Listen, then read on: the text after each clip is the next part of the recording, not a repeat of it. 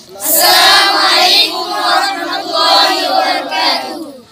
সুন্নাতুল জামায়াতের দ্বীনি বহুমুখী শিক্ষা প্রতিষ্ঠান ইসলামিক রিসার্চ সেন্টারের উদ্যোগে আগামীকাল 12 এপ্রিল রোজ শনিবার আলহামদুলিল্লাহ আজ্জা ওয়া জাল্লা বিশ্ব ইসলামিক কনফারেন্সে সভাপতিত্ব করবেন ওলামায়ে আহলে সুন্নাত ওয়াল জামায়াতের মাথার তাজ আমাদের শ্রদ্ধেয় ওস্তাদ আল্লামা মাওলানা ডক্টর সৈয়দ ইরশাদ আহমদ আল বুখারী হুজুর, মহাপরিচালক ইসলামিক রিসার্চ সেন্টার।